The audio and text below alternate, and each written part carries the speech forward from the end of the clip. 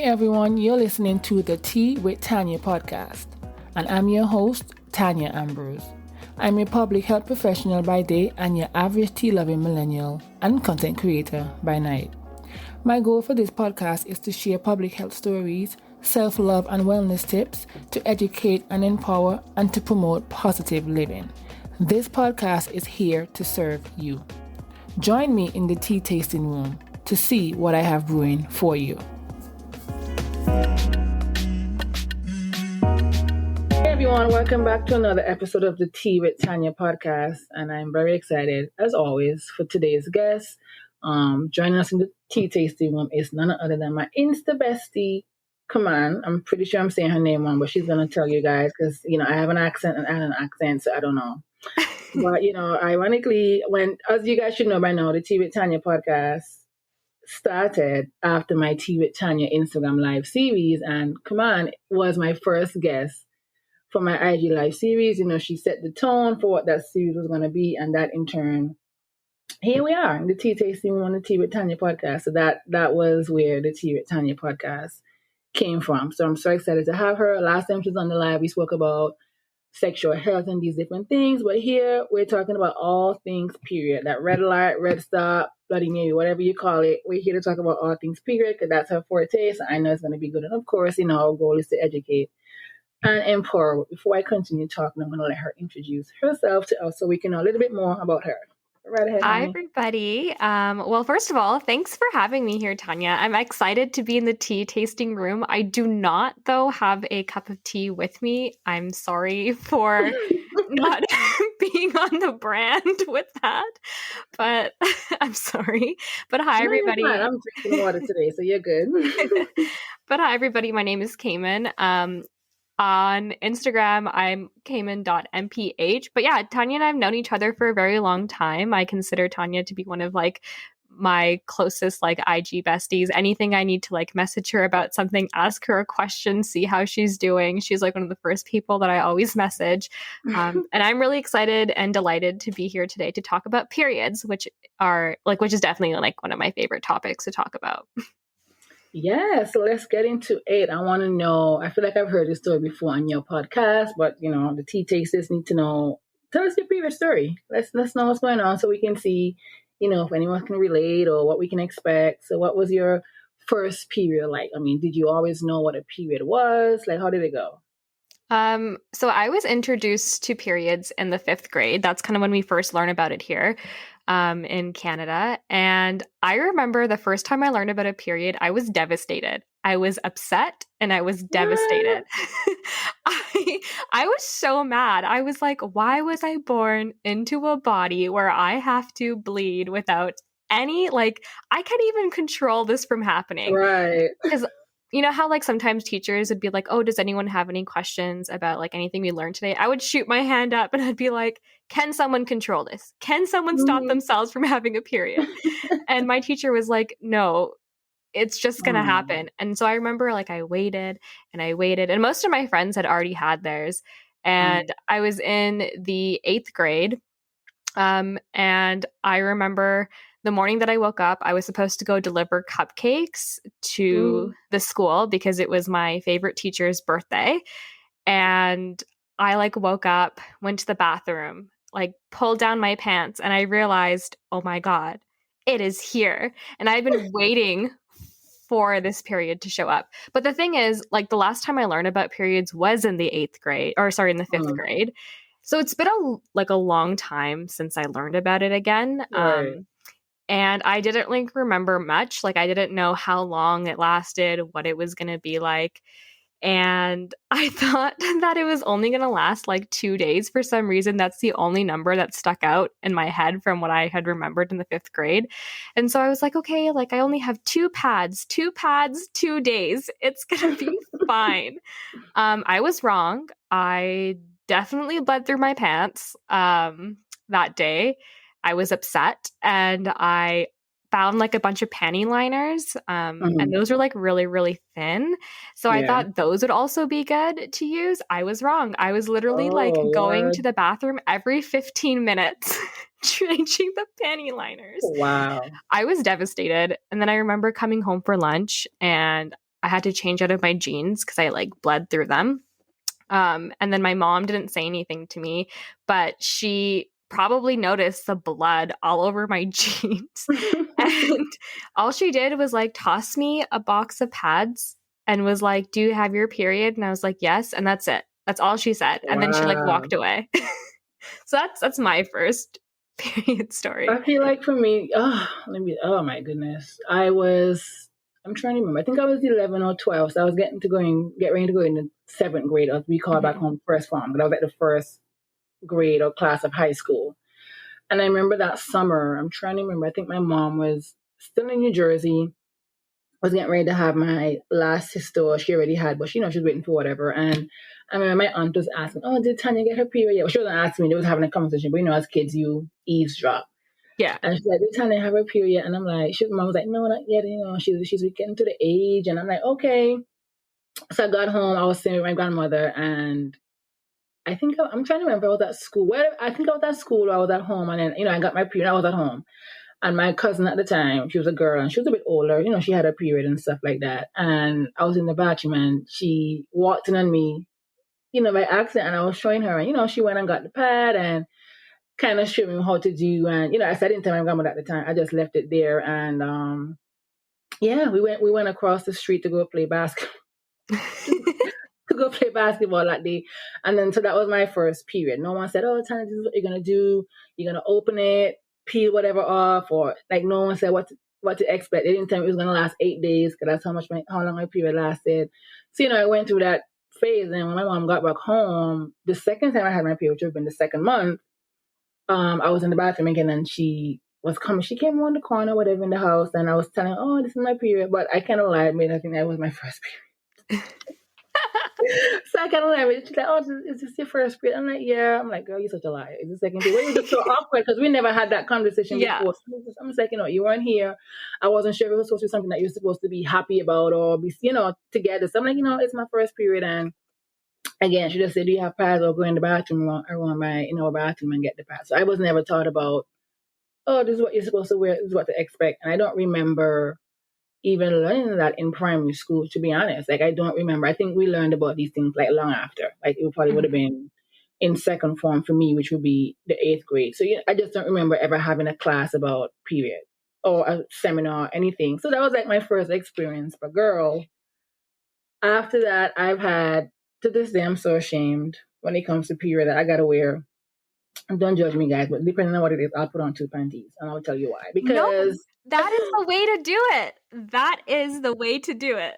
Because I was still young. I think I was in second form, which would be in the 8th grade. And I don't know what happened. I think I was still with my grandmother that time, because my mom, they probably went somewhere because my dad was traveling. And I'm there sitting on my chair, and the teacher walked in, and we had this thing back in the day at school, like whenever a teacher walks in, you had to like walk and you had to stand up. I mean, I don't know who are you, but anyway, we had to stand up to greet them, that type of thing. Yeah. And I remember standing up, and one of my friends was like, "Oh, Tanya, you seen your period?" I'm like, "Yeah, but I mean, why is that your business?" And they're like, your uniform is like messed up. Let me tell you. And I got to give a shout out to them. I got to give a shout out to Emma, Kyra, Janelle, Maylene, and Sharita, because let me tell you, that was just a time, and they all like, gathered around me and took me downstairs and tried to wash the stain out. It was just a hot mess, trying to like fan the dress to make sure that it was going to get dried. And that happened to me at least 3 more times. So since then, I just always had like an insecurity when it came to my period. Like, and guys, this is going to be TMI. But I had an insecurity that I was wearing a pad, but I would stuff the pad with toilet tissue just to ensure that, I wasn't going to leak, or because I just could not manage that embarrassment. And that's probably why to this day, I have no shame bag, or I can't be embarrassed anymore, because it's just like, I've been through the worst of the worst. So I used to stuff my pad or my panty with toilet paper, because I'm like, oh my God, I don't want to have any mishap, and then I'll wear 2 panties. Like, sometimes to this day, if I feel like, it's going to be a heavy flow, I'm going to be wearing 2 panties. I'm sorry, because I'm going to wear a panty and I like a short tights, because I'm still at 30 years old. In the world of tampons and all these different things, I'm still scared that I'm going to mess myself up. How embarrassing. But you know what? Like, the leak trauma is so real. Like, I I get really nervous about leaking all the time. Like, it's one of my biggest fears. Like, if I'm being completely honest, I just don't like the thought of it. I am Yeah. also a double underwear type of a person. Really? Yeah, Okay, I 100%. feel normal now. Oh my gosh. I was introduced to this concept in 2016. One of my cousins, she was like, Wow. because I was like, oh, like I'm getting my period soon, but I just don't think I packed enough underwear because I was in England. And she's like, okay, we can go to the store, but she's like, you do realize, like, to stop leaking, you just wear 2 pairs of underwear. And I'm like, Mm-hmm. what? Like, that is such a genius Yeah. idea. And I've never looked back. I have never looked back since then. Yeah, I still because I have underwear that is just designated for periods. So that, I'm like, that's my period panty, and Yeah. I think now I'm seeing that it's a thing now, which we'll get to that. But I'm like, yeah, I have to wear 2 panties because I just don't like the idea of, leaking. And as you say, we didn't have the education. I mean, for you outside of school, but as far as our parents, they didn't like sit us down and say, oh, hey, XYZ. We just didn't know. We just had to learn on the whim. For some reason, thank God we were smart enough to just, understand. So I want to ask you, at what age Hmm. do you think, because I think for me, back in the day, I think our parents just didn't know how to talk to us then because we were so young. So at what age do you think is Yeah. appropriate for us to, I mean, those who may have younger siblings or if you're a parent listening and you have a child that's becoming of age, how soon or how appropriate is it for you to talk to them about period? Because I mean, it's, as you say, you can't control it. It's going to happen. So what is an appropriate age to have that talk, the period talk? So like typically people get their periods around like the age of 9. I would say anywhere between 9 to 11, but I feel like it's important to have that conversation earlier because you really never know like when your child might have their period. So it's better to have these conversations sooner rather than later. Like I think for example, we often see so many commercials about like pads and tampons and like all these Mhm. things. And your kid probably is watching them based on like what you're watching together, right? Right. And if they ask you a question, it's better to just have that conversation right away or like give them enough information that's comfortable or age appropriate that they kind of know in the back of their head. Because like the more that we don't talk about these things, especially with our children, the harder it becomes to talk about it later. And then the more Mhm. stigmatized it becomes because like your kid might be growing up and being like, oh, my mom like didn't talk. Like I still find it weird when my mom like brings up my period. Like I love Right. talking about periods, but my mom is like, are you on your period? I get so uncomfortable. I'm like Yeah, so me too. Me uncomfortable. too. And it's because she's like never had that conversation with me. So I think like in order to like build your relationship, just to have that conversation sooner rather than later, whether your kid, is going to be a menstruator or not a Mhm. menstruator. Like if you know that your kid's not going to have their period, I think it's still important for them to know what a period is. So they're not like going about shaming other people that actually like will experience their period. I don't know. Right. And I know that, I feel like that conversation usually happens from the mother to the daughter. But, Mhm. I've seen people say, oh, like a father or a male, whoever it is, oh, I don't get a period. Why should I care? So, like, what would be your response? Because people, there are people in this world who, or something doesn't affect them. Yeah. Why should they care? So if someone doesn't get their period, like, why should they care about whether you're educated about period or, what you as a woman go through? So, what would be your response or your answer to something like that? Well, I guess like you never know like who's going to be that menstruator in your life. Like if we look at for example husbands and wives as an example, like your wife is going to be having their period probably and she's already probably feeling uncomfortable at the thought of like having her period. So just having Right. someone there to support them through that journey is really important as well. And then if you ever have children that also menstruate at some point, like you never know when you're going to get a phone call from your kid asking to go pick up pads or tampons or whatever like the products and stuff that they like to use. And Oh, then you can now. and it's important when it comes to like their mood as Yeah. well too, right? Like sometimes people's periods can be so difficult for them and it's like a hard time for them to go through. So the more educated you are on the topic, the easier it is for you to be there for that person and to support them, which is why I think everyone should be educated about periods because it does impact all of us, whether you like to believe it or not, it does. I will find a way to tell you that it will impact you. That is so true. And, in the past, and I had someone as a guest on my previous episode, and she had like really bad period pains, and she didn't know in the end that it was going to be an underlying health issue for her. So, when do you think us as women, when we're experiencing these type of pain, because that's something I think for us, especially in my culture, we tend to normalize, oh, I'm having really bad period cramps, and it's just like, okay, go put a warm pad or warm cloth on your stomach, or drink some tea, because that's what we do in the Caribbean, we drink tea. But we just normalize. It's like we're never thinking, oh wow, I wonder if it's something more than just period cramps, because so I think that we've normalized cramps or heavy periods and these different things. So what are the signs, or how should a woman know, what, this is when you go see your doctor, just in case, because you're having extremely heavy flow or you're having really bad period pain. So what are the signs, or when should someone go seek, I guess, professional help when it comes to your period in regards to those things that I just said?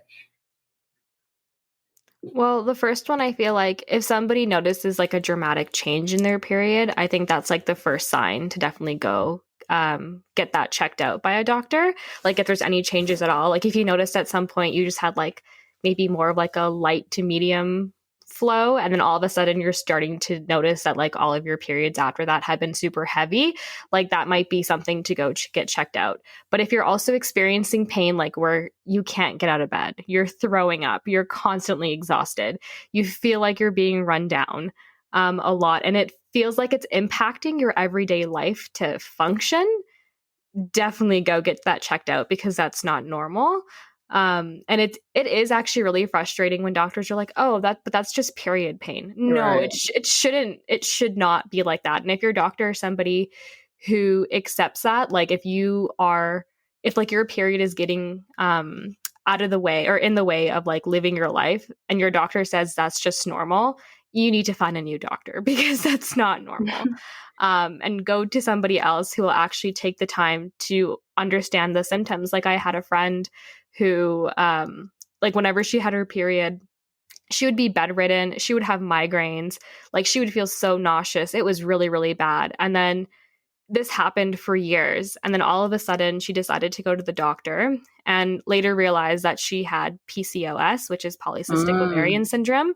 mm. So, had she gone sooner, maybe they would have caught it sooner. I'm not 100% sure. But what she was experiencing was not normal, right?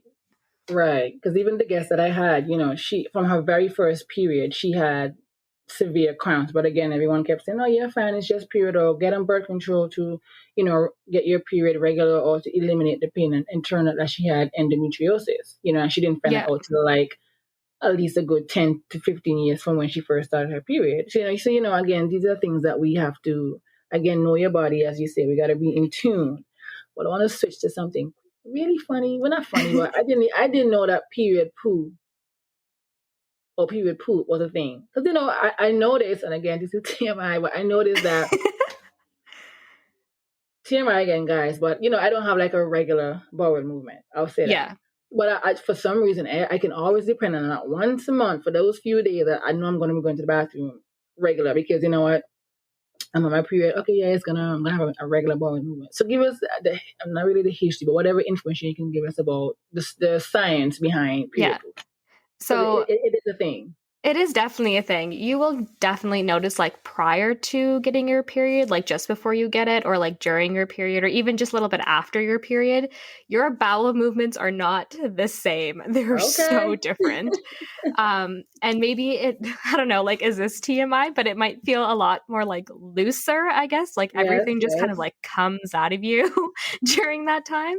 And the reason why this happens is because of this chemical makeup called prostaglandins. So essentially, when you're going through your period, prostaglandins like are the ones that kind of like cause the contractions to occur. So since your uterus is kind of like close to your digestive system, those can travel over to your intestines, and it could act on your intestines as well. So then your intestines are like, oh my God, what's happening?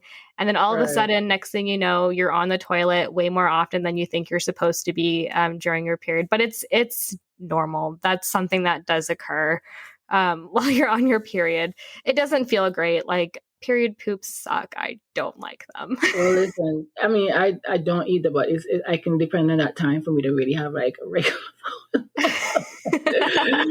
Oh my God, that's too much. But switching gears a little bit to talk about period poverty, and I know that's something that you've Mhm. spoken about on your Instagram. And guys, as you know, I do have a non-profit organization. It's called Spot Life Kids, and we're currently getting ready to launch a women's health / period poverty program coming this fall. We've been laying the groundwork. So tell us a little bit about what period poverty is, because I think it's becoming more popular, Mhm. but at the same time, I think some of us don't really know what period poverty is. So Yeah. just tell us a little bit about what that is. So period poverty is essentially when someone's a menstruator, they can't afford the products that they need while they're on their period. So whether that's like pads or tampons or even like period underwear, menstrual cups, et cetera, like people legitimately can't afford the products that they need to manage their period.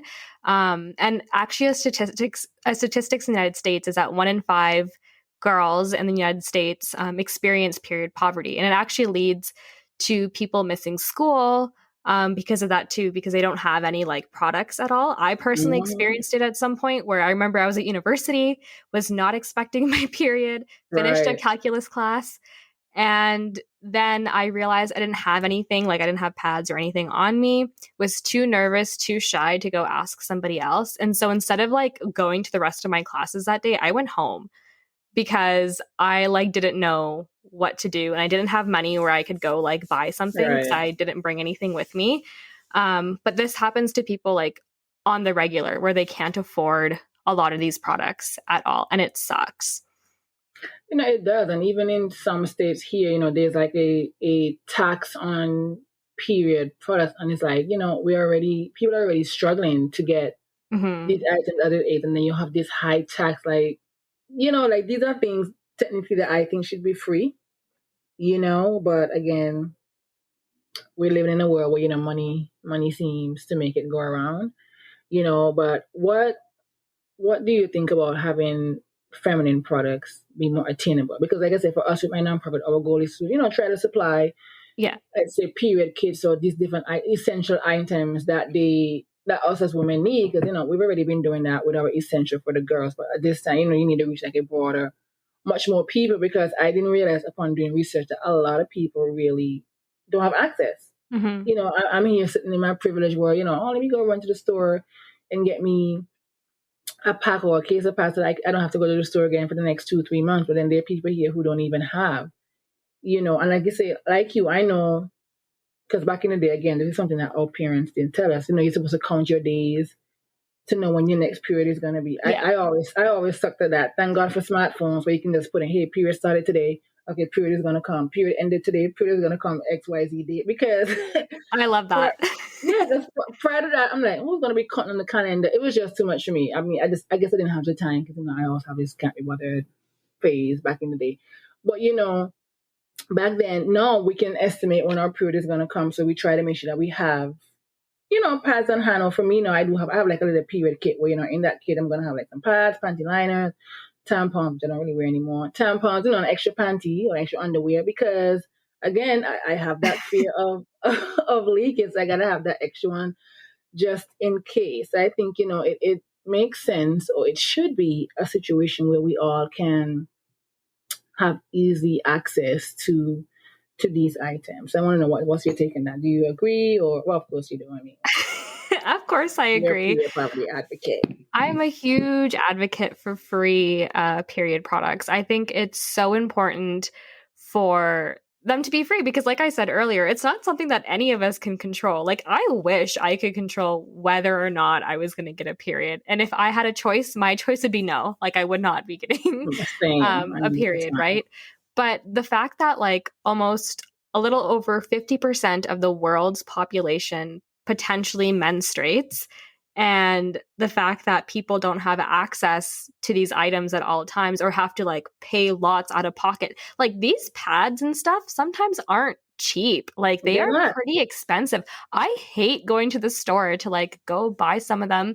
Like what, 13 sometimes $15 a box, and depending Mm-hmm. on like where you're at, like if you live in more of like a remote kind of community, they could be a lot more more expensive because of the, I'm using quotations right now, because of the shipping costs Right. to ship the product over to them. And it's ridiculous. And then on top of it, people have to pay tax. Like, that's not okay. Fortunately, in Canada, that tax has been removed. Oh, But well, I good do for know you, that it right? occurs. Yeah, we did that, I think, like way back in the early 2000s. We removed the tax on period products. But I know like different states within the United States still have that. And there's lots of Yeah. organizations that are advocating to get these taxes removed, which I hope they do at some point. Like, I would say today, they should remove them today because there's no Yeah. point in having them. It really isn't. I remember I saw something in the news. Was it New Zealand or was it? I think it was New Zealand that they I think they decided that they were gonna fund or have like period products be free to every citizen. I'm like, wow, when will the United States get on that wave? You know what I mean? But I do want to ask because I feel like talking about period is already there's a stigma attached to that. We haven't normalized Mhm. that yet in our society, but for some reason, like I've seen on social media that there's like a war between, oh, should you use organic products? Should you use this, that, and that? And I'm like, we're already struggling to even afford Yeah. the products in itself. So what do you think when people are like shaming, like I guess product shaming? Because I've seen it. People are product shaming. Oh, you should go the organic way. Child, we can't even buy the regular whatever it is. How are we gonna go get organic? So what is your take on the fact that people are product shaming people when it comes to period products?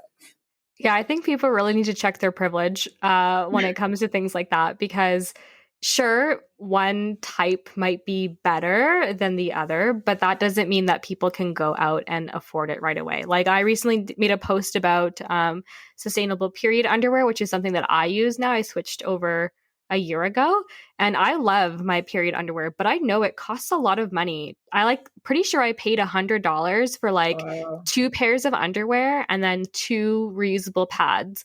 And it was $100 Canadian. I don't know what that is in US. I'm so sorry. But Well, it's quite it's about the same. expensive.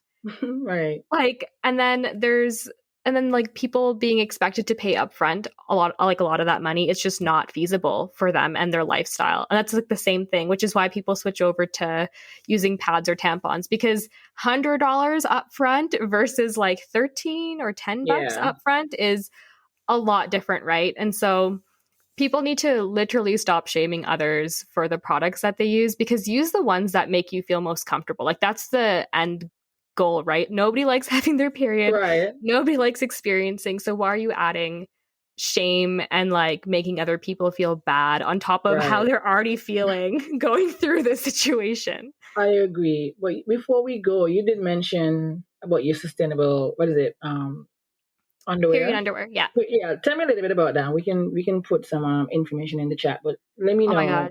I a love little period bit. underwear. Like Period underwear. what do you do? Are you still wearing a pad? Because I'm always curious. I'm not sure because I got my leak situation. I'm still traumatized by that, so I just need to know. So tell me a little bit.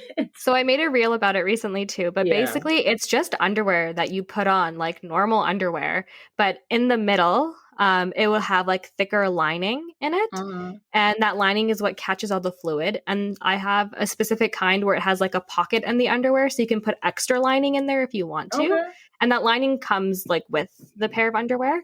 And it holds up to like 4 tampons worth of like period blood for the day. Really? Yeah, and I only like wear one a day, and then before I go to bed, I'll like take it off, shower, and then I'll put on a new one before I go to sleep. And it's like it's changed my life. It's like the best thing Wow. That is in the world. interesting.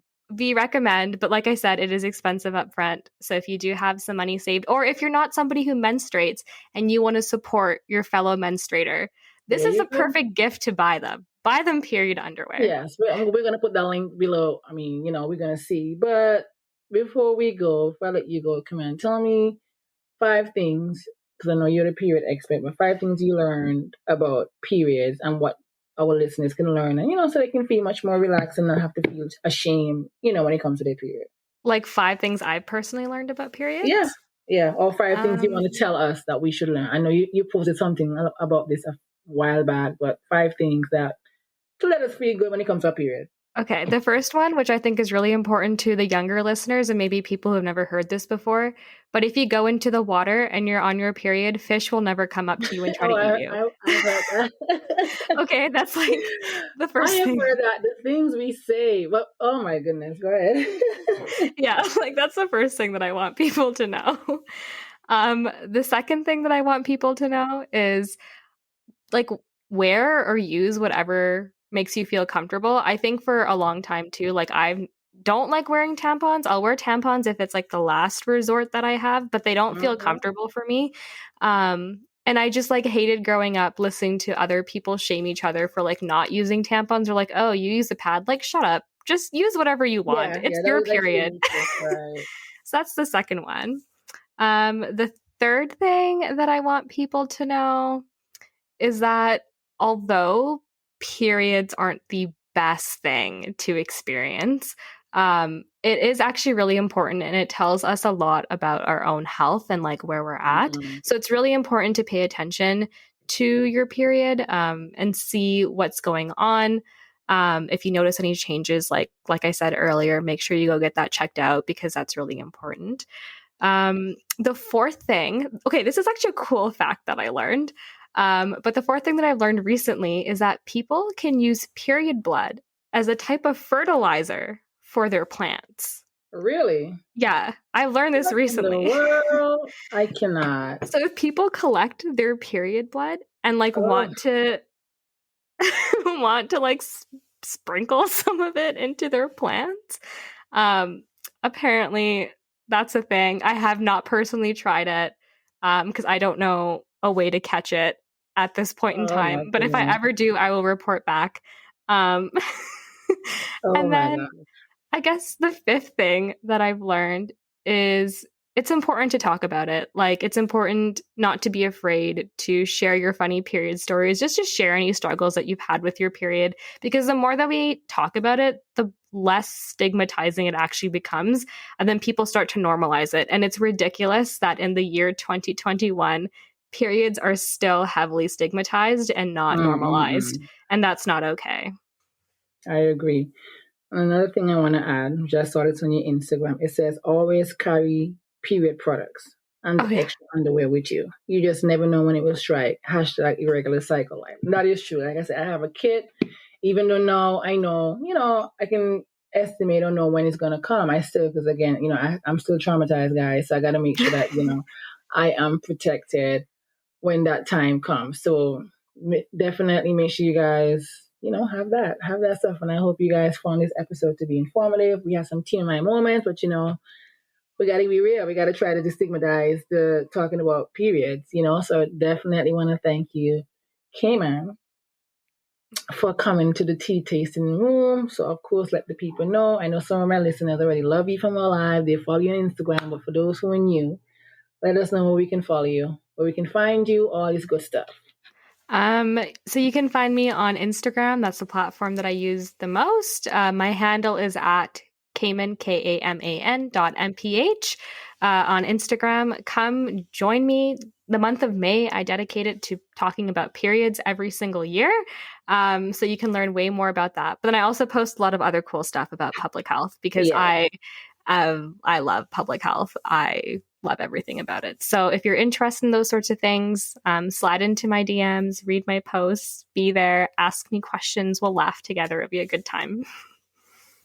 Definitely. I want to thank you, Kaman. And of course, guys, I know I mentioned in the episode that my nonprofit, we are getting ready to launch our period poverty program / women's health programs. So be on the lookout for that. You will have more in the coming weeks towards the end of May about that. Because, of course, we will need your support in this. And, of course, we're going to have Kaman, guiding us slowly but surely to get this program together. But thank you so much. And, of course, guys, make sure you follow Kaman on Instagram. Lots of really good information. And, of course, I put all the links in the show notes so you guys can stay connected. So thank you. And I'll see you in the tea tasting room next week.